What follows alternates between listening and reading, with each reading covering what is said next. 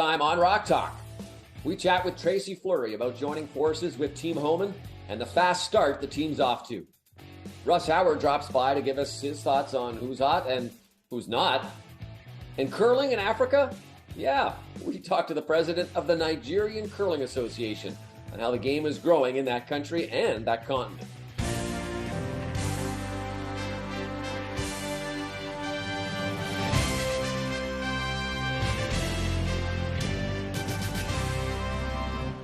Welcome to another edition of Rock Talk. Thanks for joining us. This week, we kick things off with a chat with Tracy Fleury. Recent Pan-Continental Curling Championships in Calgary, there was a lot of focus, certainly, on the A flight, the top teams in the world going head-to-head to see if they could earn places in the World Curling Championships. But there was also a B division with teams from all sorts of places that you would never really think of as curling hotbeds. One of those is Nigeria. I had a chance to chat with Daniel Damola, who is the president of the Nigerian Curling Association, who has really started a wave of curling enthusiasm in his country. Let's find out how he did it and what he's got planned for the future. And here is the head guy for Nigerian curling. And Daniel, thank you so much for coming on with us. I'll let folks know you're in Nigeria right now, correct? Yes, I'm in Nigeria, Lagos, precisely. Okay, well, welcome to the show. And I think when people in Canada think about curling, maybe one of the last places that they would think about curling would be in Africa. But you guys have done a great job at getting curling not only sort of started, but you're really progressing with what you've done. Give us a little background about how curling got to Nigeria and how it's blossoming now. Well, thank you for having me on the show. And I love the good people of Canada. As we speak, our team, both the male and the female, are going to be playing there in Calgary. So we love Canada and we hope to be there all the time. Now, this is the rundown how Curling Nigeria started. Curling Nigeria started in 2017 when my daughter, Sheila Daniel, then she was 12 years. She also plays for the school there in Germany because we are based in Germany. So she said the sport is nice if we can take it to Africa. So she ensured that she followed it suit for us to take the sport to Africa here in Nigeria. We did. So we started the paperwork, everything, because we had to travel back to Nigeria to do some findings and every other thing. So I haven't done all those legal things, the paperwork from the NOC, everything. So we push it forward. Then we now put up the structure. We draw a very good blueprint that will run us through the years, because without a good blueprint, you cannot succeed in anything you do. So it started from me, Sheila, my son, Roy, and Henrietta, the current Secretary General, being my wife. So we sat down that day, we mapped out the plan, then the rest becomes history. We put up everything we've got, our resources and everything. So now coming to the aspect of the players, which is the most interesting part. How then do we play without having coilers? So what we did was we sent out messages across the world to everybody through our NOC. And interestingly too, my very good friend TJ Cole, who's the technical director, was sending a letter into the NOC that, look, this is a fascinating sport. He wants to be a part of it as well. So what he did was, okay, I contacted him. He said, oh, good. Then he came in and the rest becomes history. Then 2018, we were officially recognized by World Curling Federation. Then we are voting from there onward. So yeah, you've had teams in big championships, and I saw a team in the senior championship. As you said, you're going to be in the Pan-Continental Championship in Calgary. Where are these curlers coming from? Countries, obviously, in the United States or Canada, or with Nigerian backgrounds? Is that how it's working? Yes, they are all with Nigerian heritage, Nigerian background, and all the players are also based across the world. Some are in the US, some are in Canada, some in Europe. Now we are also grooming the home-based athlete. That's why we are here. Interestingly, we have the youth team, which we are also trying to take out now to go and play in Finland, in Lodja, come December. ahead of the 2024 Youth Winter Olympics, which Africa has gotten a slot. Okay, wow, that's great. So, I mean, it's hard work, obviously, to try and put this all together. What do you see in the short term as the goal for you? Is it to try and get an established organization to producing better curlers?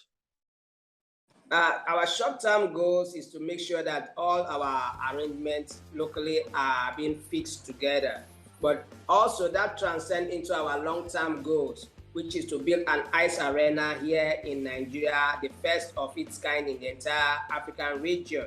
So those are the two plans we have. The short, we don't have the medium, we have the long-term goal too. Is there any ice rink anywhere in Nigeria? There is none. That's the saddest part, but we are working towards that. We bought a property which we're about to develop. But funny enough, we don't have a voice anywhere that we can, say, okay, do this, so that we can raise the fund.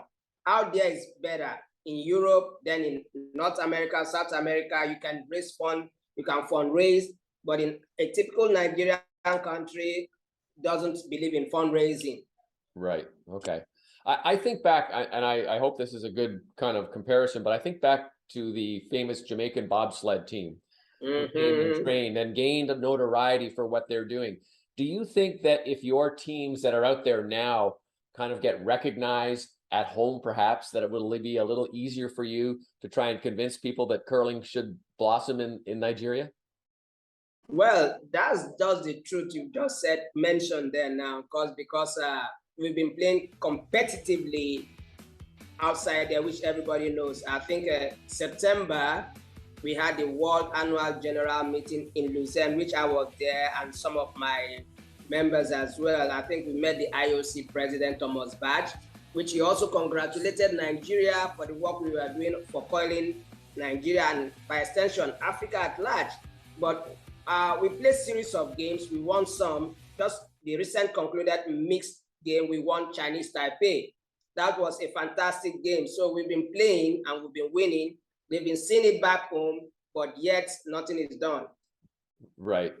Still got to keep going at it, I guess. And I did notice that on your website, you have a lot of instruction back home using the rocks that are on the sheets, not the ice, but obviously at home. So you're telling people about the game in different ways, right? That is true. We are also using the floor coiling from rock solid produced there in Canada to teach people how to go about it. Recently, also, we installed a training aid that was developed by one of our Chris Nemeth there in the States, here at the local secretariat here. So we also use that to, introduce the game to them. And also we do a video conference whereby we show them videos on how to play the game. But our major challenge is just the ice facility. But what we're planning to do, because what we do as a member nation to WCF, we talk to a member nation to help us invite us over so that we can train the locals. After transcending them from floor coiling, we take them out to ice where we can, further train them for the proper way of playing the sport.